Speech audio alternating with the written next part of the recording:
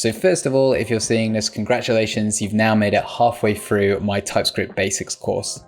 For the second half of the course, we're going to be taking all of the knowledge that we picked up from the first half of the course and creating a very, very simple checkout flow created entirely in TypeScript. Like I said at the beginning, the app should serve as a simulation and isn't really production-ready code. It's more just an example as to how you can use all of the knowledge that we picked up from the first half of this course in a real-world application.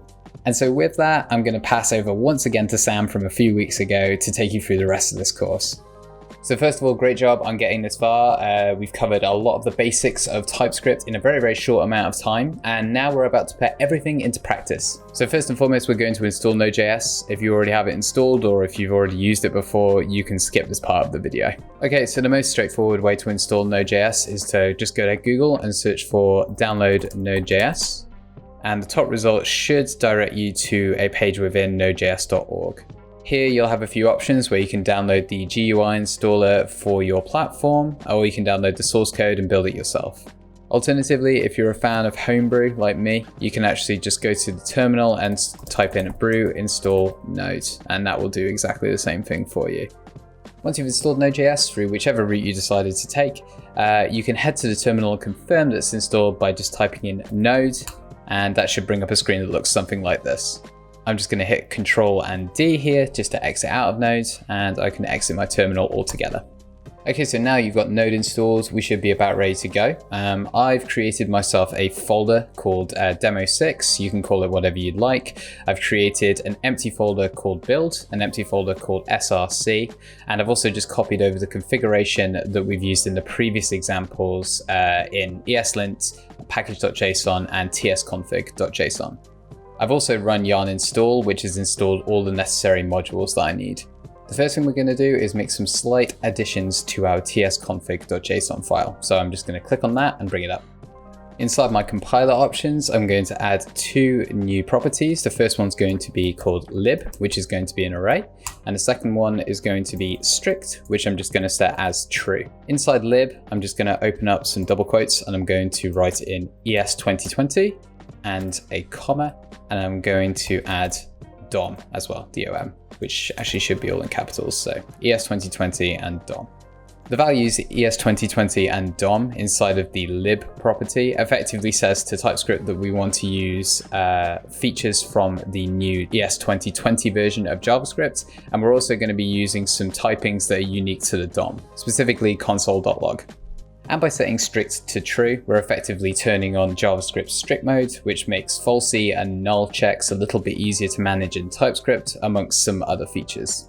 And with that, I'm just going to hit save, and then I'm going to create a new file inside of our src folder called index.ts and hit save on that.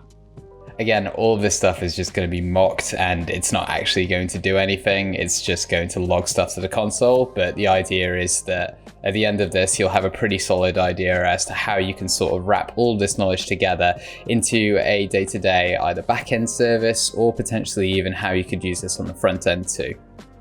Hi there, just a quick interruption to let you know that this video is part of a larger course called An Introduction to TypeScript. It's aimed at JavaScript developers who basically want to get up and running with TypeScript in about 2 hours.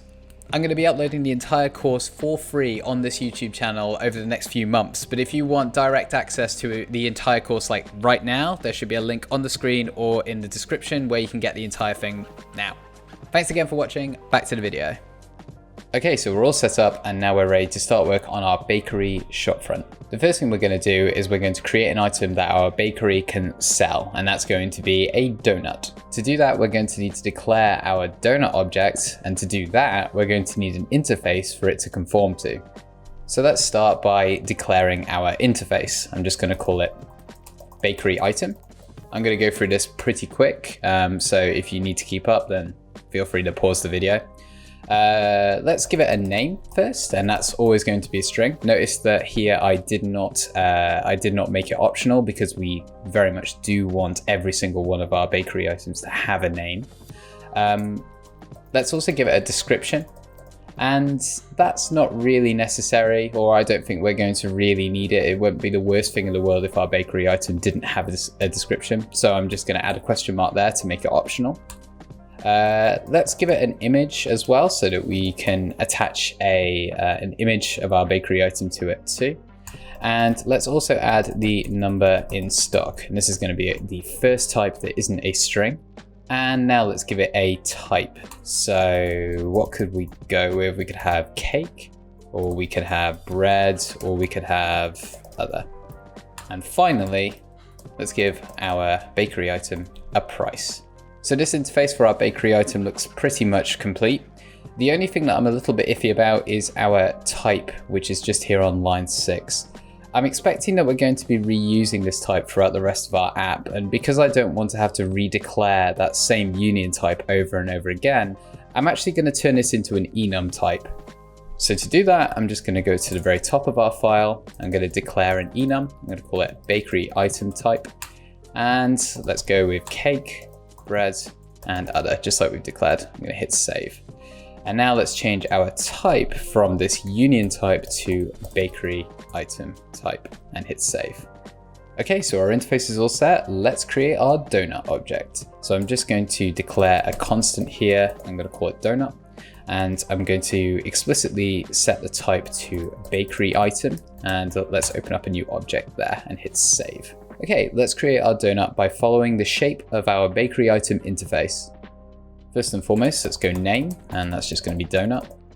Let's give it a description. That's optional, but I want to give it a donut. And it says, let's say this donut has really vibrant pink frosting on it, which makes it taste better. It does. How many is going to be in stock? Number in stock, let's say 10. Obviously, keeping in mind we're not using a string here because we've defined this as a number up here. Oop, I missed out on my image URL. And because that's optional and I don't have an image URL of a pink frosted donut right now, I'm going to leave that blank. Let's define our type. And because we define this as our bakery item type enum, we can just go bakery item type. And this is I guess it's a cake. I think it's a cake. I'm going to go with cake. And finally, let's set our price to 10. It's going to be 10 British pounds, which is quite a lot for a donut, if I'm being honest with you. And finally, I'm just going to hit save. And with that, we've used some of the logic from our previous learnings to begin to put together our very basic bakery app. Over the course of the next few videos, we're going to be wrapping this app up and also the video series, so I look forward to seeing you in those.